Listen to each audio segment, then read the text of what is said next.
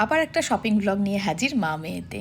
বেশ কয়েকদিন আগে মানে প্রায় দিন 20-25 আগে আমি আর বাবি চলে গিয়েছিলাম প্যান্টালুন্সে। সেপ্টেম্বরের 8 তারিখ থেকে বাবির পরীক্ষা শুরু হচ্ছে, সেজন্য একটু আগে আগে গিয়েছিলাম। বেশ কিছু ট্রায়ালের পরে অবশেষে বাবির পছন্দ হলো এই কালো কুর্তিটা। এত পছন্দ হলো যে একটু নাচন কোদন হয়ে গেল। না না, ট্রায়াল রুমের বাইরে কেউ দাঁড়িয়েছিল না। তারপরে একটু পেট পুজো, পরের দিন আমরা চলে গিয়েছিলাম ম্যাক্সে। ড্রেসগুলো খুবই সুন্দর, কিন্তু আমাকে অতটা মানাচ্ছিল না। এরকমই টুকটাক কেনাকাটা চলছিল। তারপরে চলে গিয়েছিলাম মনমোহিনীতে বাবান টুবানের জামা কিনতে। খুদে দুটোর জামা তো আগে কিনতে হবে।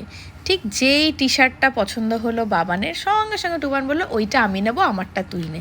বাবান তাতেই রাজি। যাই হোক, পাল্টাপাল্টি করেও দুজনেরটা খুব পছন্দ হয়েছিল। প্যান্টগুলোও দুজনের খুবই পছন্দ হয়েছিল।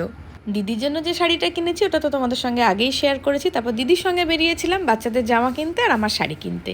মনমোহিনী প্যান্টালুন্স ঘুরে বাচ্চাদেরটা হলো, আর নিবেদিতায় এসেছিলাম আমার শাড়িটা কিনতে। আমি একদিন শাড়ি কিনতে এলাম, ঝটপট পছন্দ হয়ে গেল। নিজেরটা কিনতে এসে কোনটা কিনবো আর বুঝতে পারছি না। শেষমেশ এই শাড়িটা আমার ভীষণ পছন্দ হলো, দিদি আমাকে এইটা কিনে দিয়েছে। আমার স্টকে এই রঙের শাড়ি একটাও নেই। বাবির জন্য কেনা হয়েছে এই জামাটা, আর এগুলো হচ্ছে বাবান টুবানদের। দিদি আর কোনো রিস্ক নেয়নি বাবা, যে একজনেরটা পছন্দ হবে আর একজন বললো তুই এটা নে, সেই জন্য দিদি দুজনের জন্য সেম কালারের টি শার্ট নিয়েছে, সঙ্গে জিন্সের প্যান্ট।